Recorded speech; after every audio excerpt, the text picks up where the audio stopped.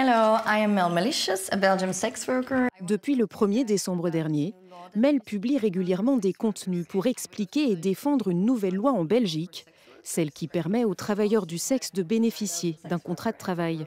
Une première européenne et surtout un statut qui s'accompagne de garanties. La première, c'est que vous pouvez choisir un partenaire sexuel ou le refuser. La deuxième, c'est que vous pouvez choisir les actes sexuels ou les refuser. La troisième est que vous pouvez poser des conditions à un acte sexuel. Et la quatrième est que vous pouvez arrêter l'acte sexuel quand vous le voulez. Une première loi en 2022 avait déjà constitué une grande étape, la décriminalisation du travail du sexe. Mais avec les nouvelles règles en vigueur, les critiques craignent que le proxénétisme soit désormais légal. Une crainte infondée selon Mel.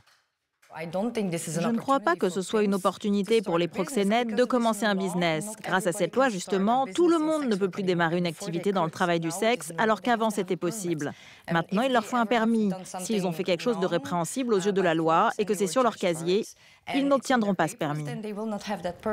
Même si Mel n'en bénéficie pas directement et préfère travailler sous le statut d'indépendante, elle estime que cette nouvelle loi permet une reconnaissance du travail du sexe aux yeux de la société. Mais la route semble encore longue avant une réelle évolution des mentalités. Je paye mes impôts, je fais tout comme il faut, et avec cette loi, les autorités ont bien confirmé que le travail du sexe était un vrai travail. Malgré tout, quand je vais à la banque pour demander un emprunt pour acheter une maison, on me dit que je ne peux pas l'obtenir juste à cause de mon métier. Ça n'a rien à voir avec l'argent. Donc oui, je me sens vraiment discriminée.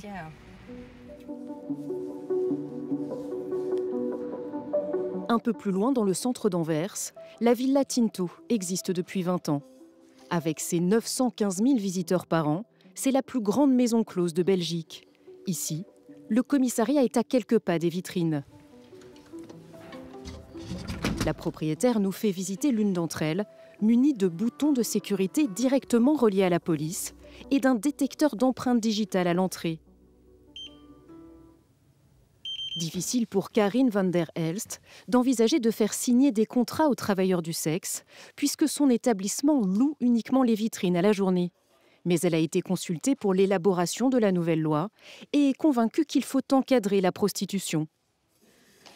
Ça existait déjà au Moyen Âge, et même au temps de la Grèce et de la Rome antique. Et ça existera toujours. Je pense que c'est quelque chose de très humain.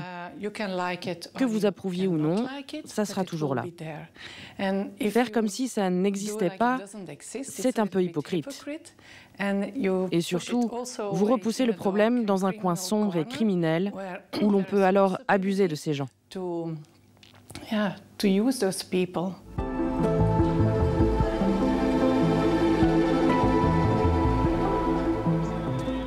Direction Bruxelles et les environs de la gare du Nord. Dans ce quartier connu pour ses vitrines, une nouvelle antenne de police a été créée. Johan de Buff la dirige.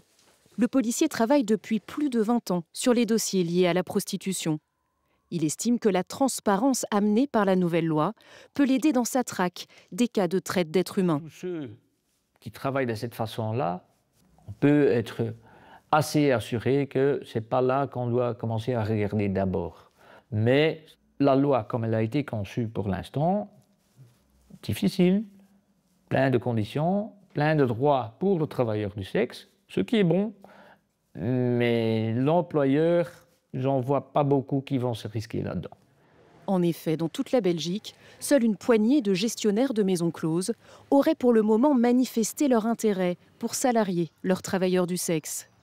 Malgré tout, 9 associations ont décidé de déposer un recours contre cette loi auprès de la Cour constitutionnelle. Parmi elles, Isala, une organisation qui accompagne d'anciennes prostituées comme Pascal Rouge, révoltée que l'on puisse qualifier la prostitution de travail comme un autre.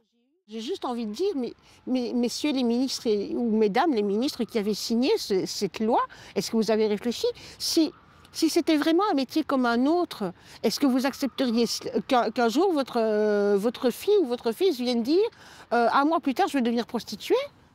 L'analyse qu'on fait de cette loi, c'est qu'elle crée un lien de subordination. Elle l'inscrit en fait dans le droit, ce lien de subordination. Maintenant, la personne employée qui est la personne prostituée, elle est légalement subordonnée à l'autorité patronale de l'employeur, qui pour nous est vraiment un proxénète en fait.